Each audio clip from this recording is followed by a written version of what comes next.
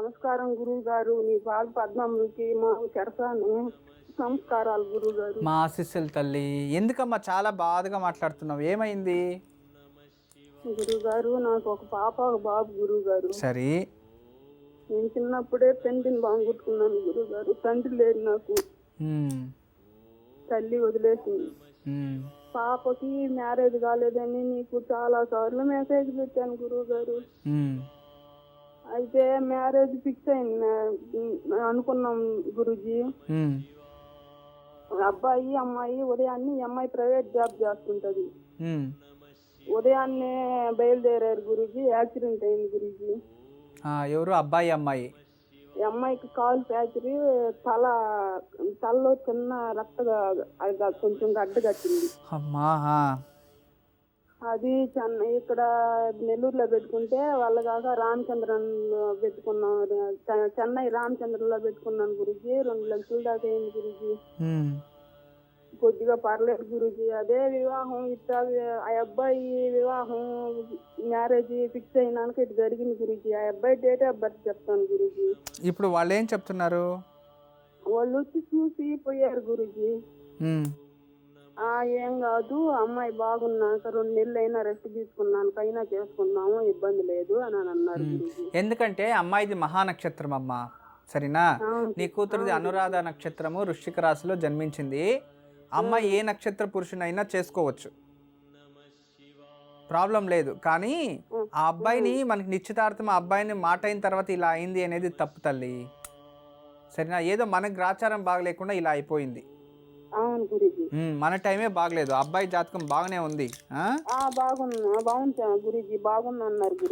బాగుంది, ఏం ప్రాబ్లం లేదు. చూడండి, నేను ఇక్కడ కూడా చూస్తున్నాను, సప్తమ స్థానం చూపిస్తుంది. అంటే వివాహం జరుగుతుంది. మీరేం కంగారు పడకండి. అమ్మాయిని చక్కగా ట్రీట్మెంట్ ఇప్పించండి చాలు. ఇప్పుడు మన వచ్చే అల్లుడు గారు ఏం చదివినా, ఏం పని చేస్తారంట? అబ్బాయి బెంగళూరులో సాఫ్ట్వేర్ ఐటీ డిపార్ట్మెంట్ లో ఉన్నాడు. సరే తల్లి. ఇప్పుడు మీ భర్తగా ఏం పని చేసేవారు? మా భర్త వ్యవసాయం చేస్తాడు గురూజీ. మాకు ఒక 2 ఎకరాలు ఉంది గురూజీ. 1 ఎకరా అమ్ముకొని ఆడ పెట్టుకొని నేను గురూజీ. కొంచెం అప్పులుంటే మగతాకాయలు చేశాను గురూజీ. నష్టం వచ్చింది. ఆ అప్పులు కట్టి ఒక 3 లక్షలు ఆడ పెట్టుకొని నేను గురూజీ. ఆ 3 లక్షలు పాప పెట్టుకున్నాను గురూజీ. అయినా కొంచెం బాగుంది గురూజీ. అదే మా పరిస్థితి ఏంది గురూజీ, అలాగుంటది. ఏందైనా అర్థం కాలేదు గురూజీ. ఒక అబ్బాయి డిగ్రీ పోయింది, రాస్తానే ఉన్నాడు ఎగ్జామ్ 2 సంవత్సరాల నుంచి. సరే తల్లి. ఇప్పుడు అమ్మాయి ఇంట్లో రెస్ట్ తీసుకుంటూ ఉందా? అమ్మాయి ఇదిగో గురూజీ, మాట్లాడద్దు గురూజీ. ఇవ్వు. హలో అనూష, నమస్కారం తల్లి. ఇప్పుడు ఎలా ఉందమ్మా హెల్త్? బాగా రెస్ట్ తీసుకుంటున్నావా? గట్టిగా మాట కూడా చాలా స్లో అయిపోయింది నీది. డాక్టర్ నీరసంగా ఉందా? బాగా మంచిగా కరెక్ట్గా ట్రీట్మెంట్ తీసుకో తల్లి. టైం టు టైం భోజనం తిను.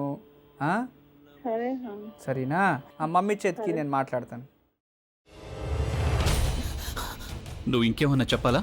ఇంకేమన్నా అబద్ధం చెప్పాలనుకుంటే చెప్పేయి. నేను చూడాలనుకుంటున్నాను నన్ను మోసం చేయడానికి నువ్వు ఎంత నీచానికి దిగజారగలవు అని. ఎందుకు ఆలియా, ఎందుకు నువ్వు ఇలా చేసావు? నీకు తెలుసు కదా, నానమ్మ తర్వాత నీ ఒక్కదానిని కదా నేను పూర్తిగా నమ్మేది. ఏమన్నావు నువ్వు? ఈ మధ్య అన్నిటినీ మర్చిపోతున్నావా? అది చాలు. వాటిలో ఉన్న శక్తి విషయాన్ని గ్రహించి మనకు వివరిస్తాయి.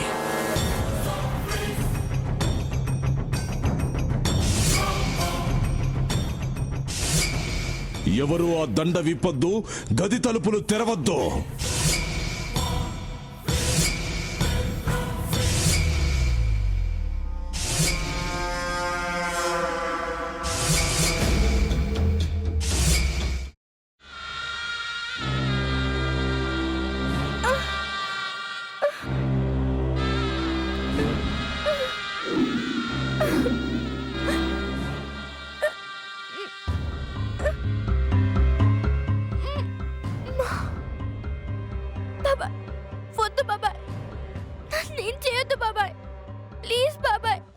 నీకు నిజం తెలిసినప్పుడే నా ఆలోచనలో నువ్వు చచ్చిపోయావు.